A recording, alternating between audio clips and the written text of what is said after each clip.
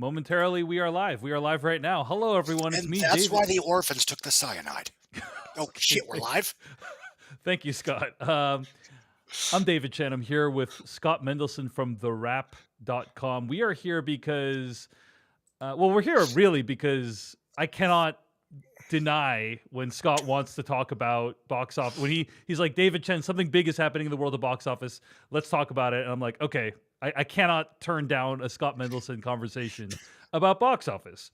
And the big box office news that's happened this week is that Avatar: The Way of Water has crossed $2 billion worldwide, which is a huge deal. So $598 million domestic, 1.426 billion internationally since it was released in December. It is now the second fastest film in history after Avengers Endgame to cross $2 billion. And it is now the sixth highest grossing film of all time. Only slightly behind Avengers Infinity War and The Force Awakens, both of which have around $2 billion. But it theoretically is going to cross, it's going to pass those two films this week to become the number 4 highest grossing film of all time, therefore giving James Cameron 3 out of the top 4 highest grossing movies of all time. Now, Scott, what are your thoughts? What are your feelings on this momentous occasion? Well, everyone that wrote on Sunday the 18th, I believe, that Avatar's opening was bad, that it was a flop, that, you know, the movie really didn't have any kind of impact and nobody cared. Okay. We didn't talk about whether I'm you could make obscene gestures on my channel, Scott, but sorry. Want me to pause so you can cut that part out? no, it's okay. Go Um, ahead. but no, it's to all those people, ha ha ha. And again, I realize that I'm cheering the success of another Disney corporate product, even if it was one that started with Fox. But still, never bet against James Cameron unless he's producing a Terminator sequel that nobody wanted. Other than Mm. that, never bet against James Cameron. The film has been leggy as hell, even by big Christmas movie standards. It has earned approximately $699 million, or excuse me, $599 million divided by 134. That's a 4.47 weekend to opening to final multiplier. That is on par with, oh, that's almost on par with Aquaman, a film that was a very, very leggy Christmas release in late 2018 that earned 335 million from a 72 million opening weekend. And obviously, it ain't done. It did another $20 million domestic in its fifth weekend of release, topping the box office for the fifth weekend in a row. And since there's nothing coming out next weekend, it's probably going to do it for a sixth weekend until James Cameron gets tired. James Cameron gets wary. James Cameron starts to buckle under the pressure of holding up the entire movie industry all by himself, and he reveals a tap on the shoulder, and he looks up, and it's M. Night Shyamalan saying, "You've done your part, my friend. And now your watch is Just ended. now your watch is ended. I will take it from here. I will continue what you started. I will carry the fire forward. I will carry the fire for you." Yeah. Um, and obviously, that's what I'm hoping happens Yeah. because Shyamalan is a cool dude. Um, But anyway, yeah, here's what's interesting. It's doing something like right now its worldwide take is about $2 billion, and its domestic takes about 599. So, but it's now it earned $76 million worldwide. Only 20 million of that came from North America. So it's still doing bonkers overseas numbers. Yeah. Yeah. And I had to eat a little crow because it took a week and a half, but it finally kind of recovered in China. It has done about 225 million in China, which, here's a term you haven't probably heard in a long time, makes it a successful disappointment, which means this is what the movie would have done had it disappointed in non-COVID times. It's still maybe half to a third of what we were all hoping for, considering how popular Avatar is in China, considering how popular Titanic is in China. But on a COVID curve, and obviously China's been struggling with that as well.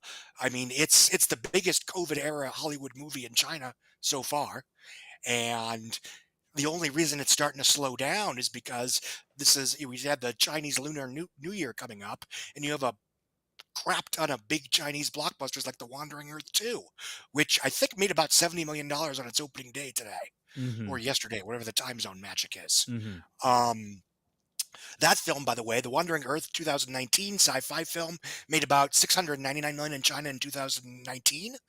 In non-COVID times, people were talking about Part Two being the first movie to make $1 billion in a single territory.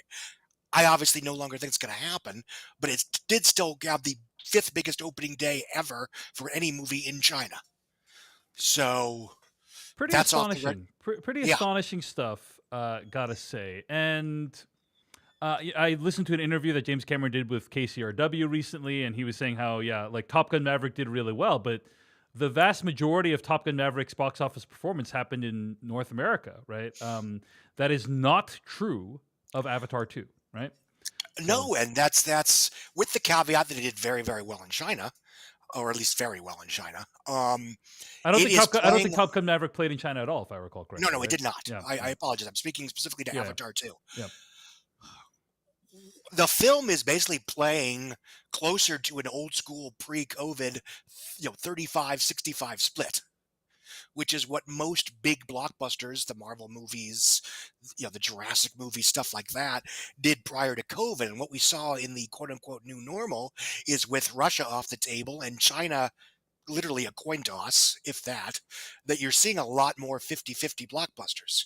Even something like the Batman did 48-52. Now, Batman's always been somewhat of a domestic skewing property, but nonetheless, it's far, far away from where, Aquaman did 300 million in China and then did, 1.148 billion off of 335 domestic gross. What's One many things that are impressive about Avatar 2 is that it's pulling the kind of overseas numbers that we used to see in the good old days.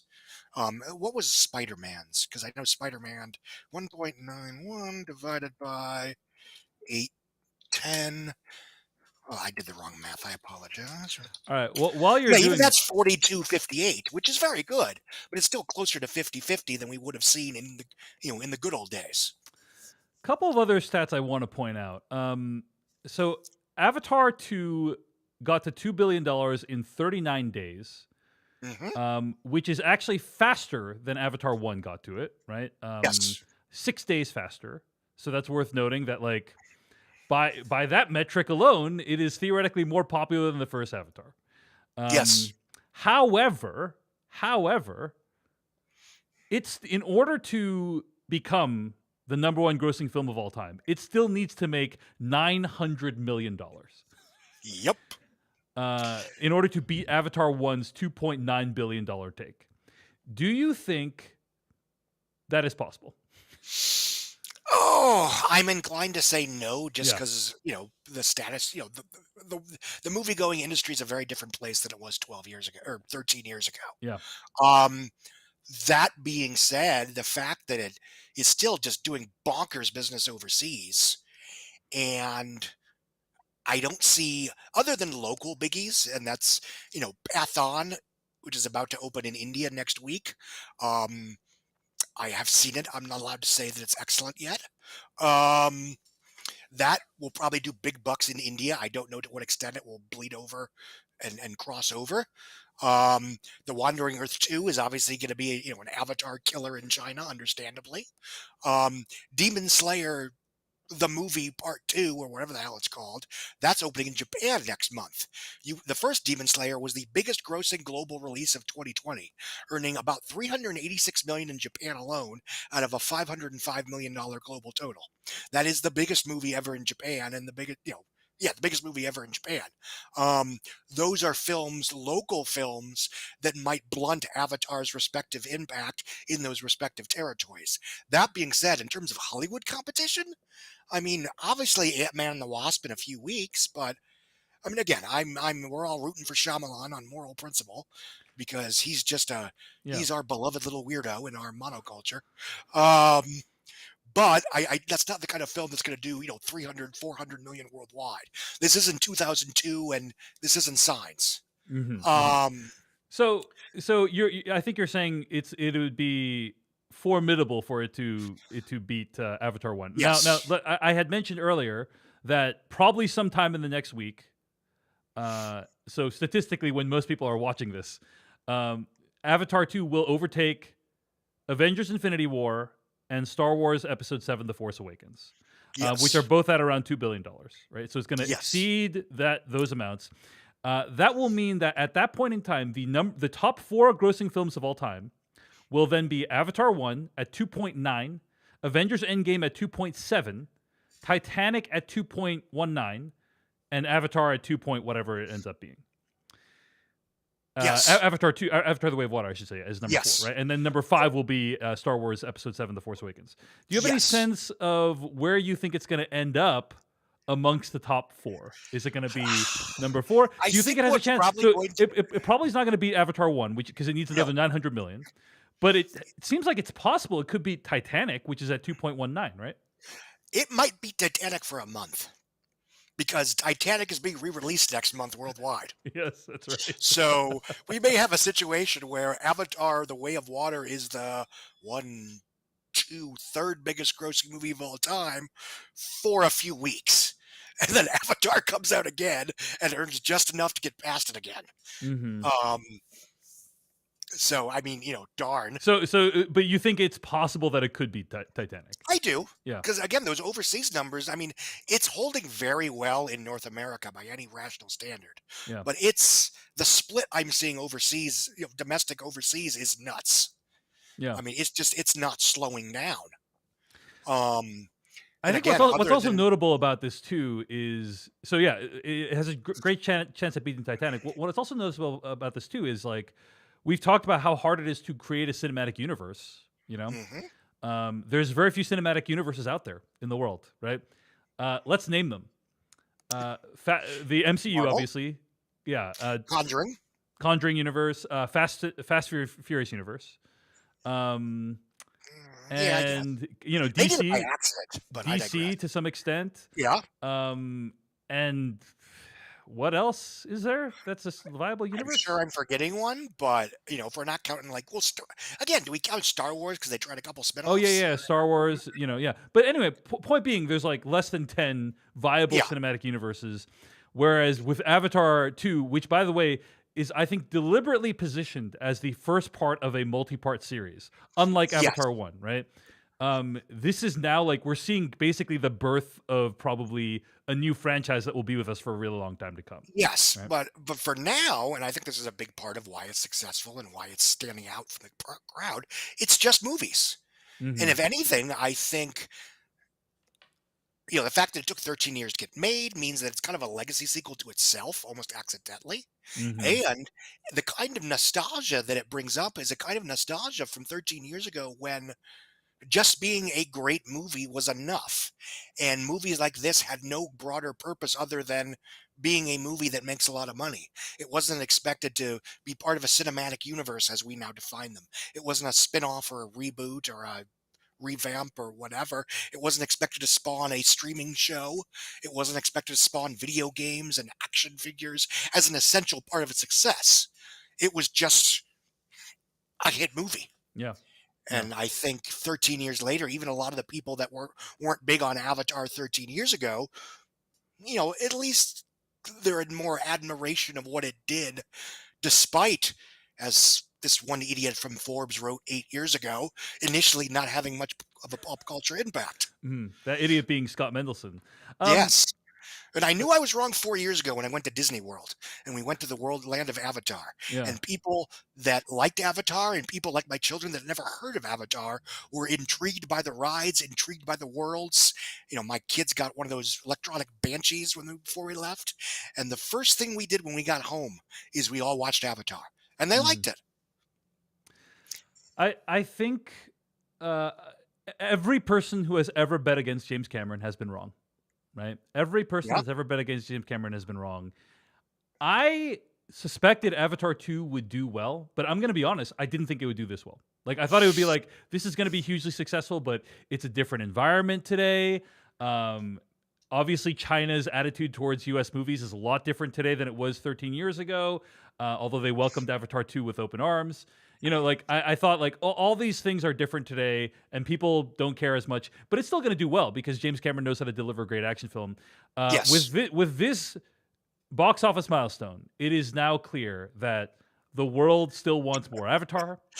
That people love Avatar, and that people like me are that don't think it's quite as good as everyone else thinks. We are outliers, I think, and I think that's fine, But I do just want to acknowledge that that's the case, and that this is like, wow, this is a massive box office success. James Cameron now has 3 out of the 4 top 5, or will by the end of this week have three Yep. out of the 4 top grossing box office movies of all time, and depending on how the sequels go, he may eventually have 4 out of the 4. Yeah. I mean, Um, if all 4 of these sequels pulled $2 billion or more, and it's yeah, not it's implausible not at this implausible point, at all. then he's gonna, the top 10 all-time grossers are gonna be 5 Avatar films, Titanic, Avengers, and whatever else is at below it. Yeah, And looking at what's coming out in the next several years, I mean, there will be plenty of big hits.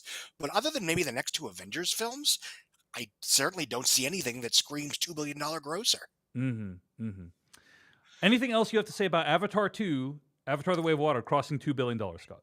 Well, I think getting back to your point in terms of, what we expected or did not expect before release, I mean, a year or two ago, I think the expectation was that it would earn a little bit less in North America, it would earn a little bit less overseas. There would be some weaning off the property, poked curious the first time, all those cliches that have been thrown out, but it would so overperform in China that would make up the difference.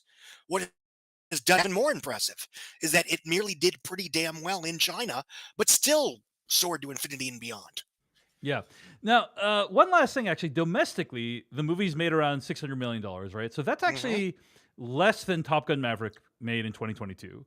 Yes. But did any other movies do around that much domestically in 2022, or is it like, yeah? No, So it's it's not even second. It's close. second to Top Gun Maverick domestically in 2022, basically. Yes. Yeah, And yeah. once it gets past 610, it and Top Gun Maverick will both be the biggest grossing part two sequels of all time in North America. Mm-hmm. Mm-hmm. Because those two passed Incredibles 2 earlier this year. Well, Top Gun did earlier this year.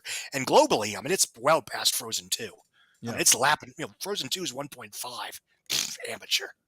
So Um, we are broadcasting live on YouTube right now because Scott Mendelson and I used to do a weekly show on another social platform that I don't use very much anymore. And as a result of broadcasting on YouTube, we can get real time comments, Scott Mendelson. So I wanted to respond uh-oh. to some real time comments. I can't First take of any more all, criticism. James Bunt writes, Avatar isn't a cinematic universe; it's a franchise. I That's agree. true. That's true for now. For Yes. now.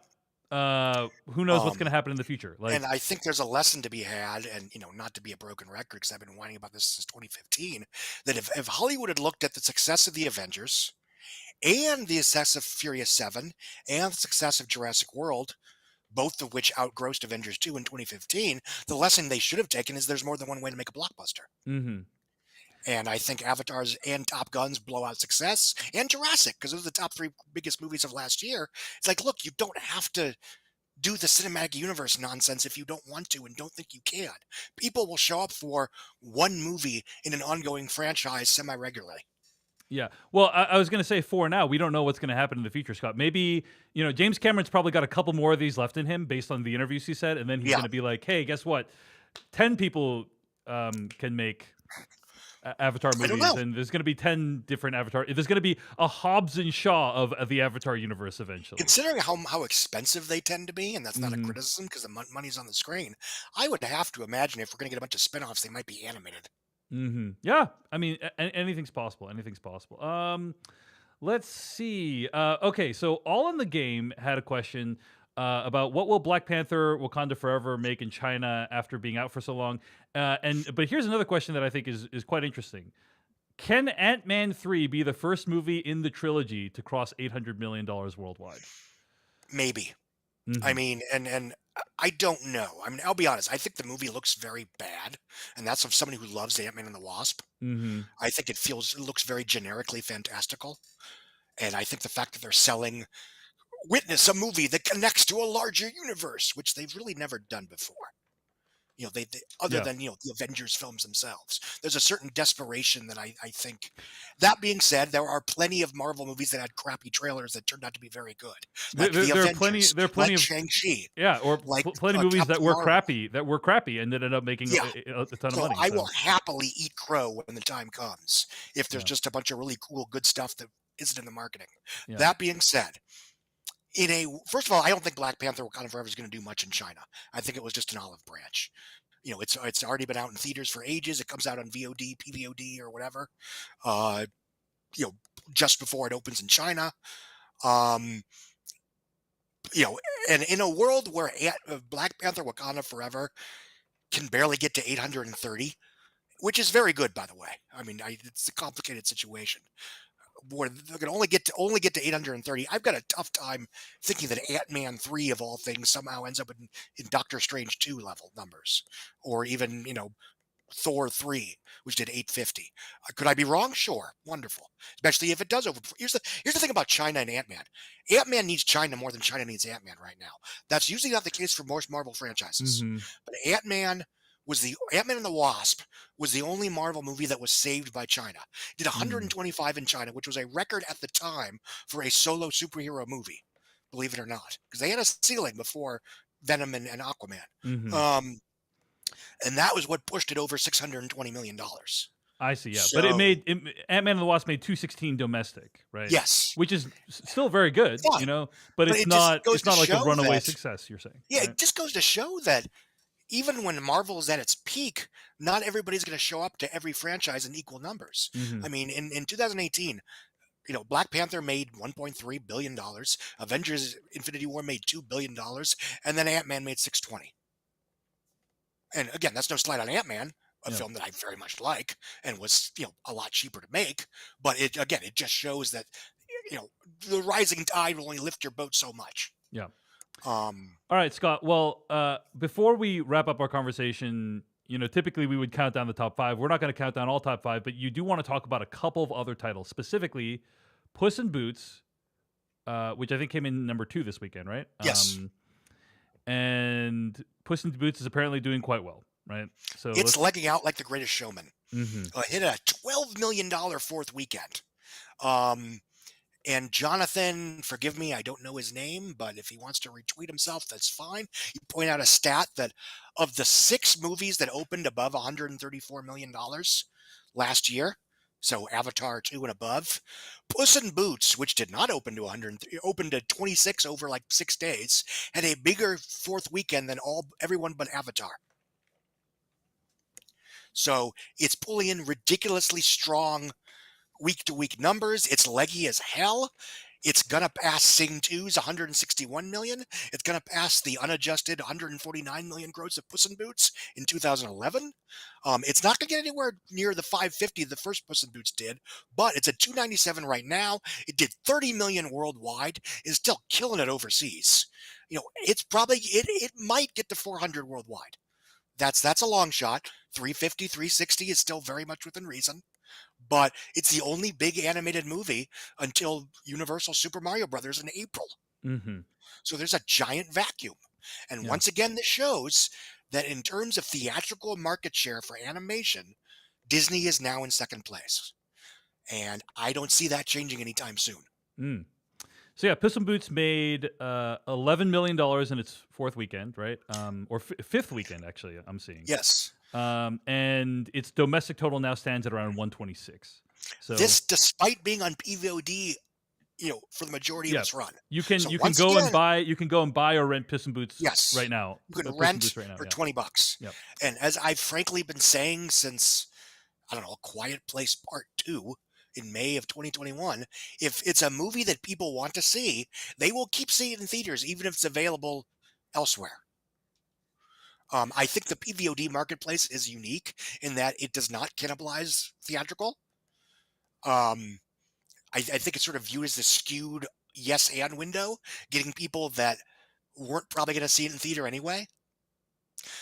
But we've seen with Sing 2, we've seen with A Quiet Place 2, we've seen with Ambulance and The Northman and that the films that are doing well theatrically continue to do well even after they become available on PVOD. Yeah.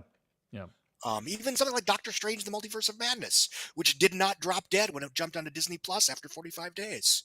Mhm. Mhm. Um, I think being available for free on streaming is a more complicated conversation. I think there is potential for harm, but right now, I think the PVOD marketplace, the only thing it's doing is providing a secondary revenue stream concurrent with theatrical, which is giving a life raft to films that otherwise would be DOA from just theatrical alone. Yeah. All right, that's Puss in Boots. Sorry, I accidentally used a different word instead of puss earlier, so apologies for that. But the other thing you wanted to mention was Megan, which enters its third weekend making $9.1 million. Now has domestic total of $72.6 million. I think it cost around 12 million to produce, right? Yeah. To make and produce. So this is a massive, massive success. But it came in number 4 behind Missing, which made $9.3 million this weekend. Anything else you wanted to say about? I think you wanted to Well, talk about first of all, Megan. So Missing is a solid performance yeah. considering it was a low profile opening comparatively. Searching was 4.5 years ago. Um, you'd think that people wouldn't want to spend, 2 hours staring in front of a computer screen after the last 2 years they've had. That would be an incorrect feeling. Hmm. Um, the film cost, I think, 7 million to make, and even if it drops dead right now, I don't think it will. I mean, it's going to be a solid little hit, and I think Searching joins something like Escape Room, which opened 5 years ago, in terms of Sony having what's basically an accidental franchise. And Hmm. that's good because that encourages studios to make more original and or new to you studio programmers. Because if you might stumble upon a Megan, which has already gotten a sequel greenlit, that film has made 113 million and 12 million budget, then it's going to encourage you to do more than just explicitly IP cash-ins. Hmm. Hmm. Now, obviously, horror is a different can of worms because people are still showing up to horror movies. We just saw on Friday that Disney was taking Stephen King's The Boogeyman, which was supposed to be a Hulu film, and giving it a theatrical release date. I think we're going to see a lot more of that, especially for horror over the next year. Because now that Wall Street isn't all about subscriber quotas and isn't all about, look how much you spent on streaming content, there's going to be a renewed interest of, okay, how can this single piece of content, a movie Yeah. or a TV show, actually make us tangible revenue? Yeah. Yeah. All And, right. it's not to be, annoying, but myself and lots of people like me have been saying this for 2 years. 3 years, that the streaming boom that took place during COVID was circumstantial, partially motivated by a world where you couldn't go outside your house without dying. Hmm. And the idea that Hollywood, either they use that as an excuse or they actually felt that viewership shift was going to be permanent is beyond moronic. And now they're paying the price. And on that bright note, Scott, I think we can wrap it up for today. Well, on the bright note, theatrical is back. It's always been Yeah. theatrical for tentpoles has been back since Godzilla v Kong. Yeah. By the way, salute Godzilla v Kong. You started it, and James Cameron's finishing it. Tom Scott Cruise helped. Mendelson. Before we wrap up, I do want to say some people have been asking, "Hey, when is the David Chen and Scott Mendelson show coming back?" And here's what I'll say about that. We're working on it. Okay, we're trying to figure out how to make it work, but it's a lot more complicated than just whether or not David Chen and Scott Mendelson have time on Sunday mornings. And I'll just leave it at that. So Yeah, and it's we're working on it. We're trying to make it a thing, but it's complicated. So, and um, I think at worst, these might just become sort of a monthly thing. yeah, we'll see. We'll see. But thanks for showing up today. Hope you enjoyed this. Oh, it was absolutely a pleasure. Thank you for If you having me. want to see, I was talking to the viewers, not you, Scott. But if you want to see, if you want to see more of me and Scott, hit us up in the comments, like and share this video. Scott Mendelson, where can people find more of your work on the internet until the next time we I am chat? at therap.com. I'm on Twitter at Scott Mendelson. And even though my reporting at the Wrap is a far more conventional deep dive journalism, less opinionated, I'm still the same obnoxious little shit that I've always been on Twitter. Thank you for that, Scott. You're welcome. All right, and until then, until the next time, I'm David Chen. He's Scott Mendelson. We'll see you later.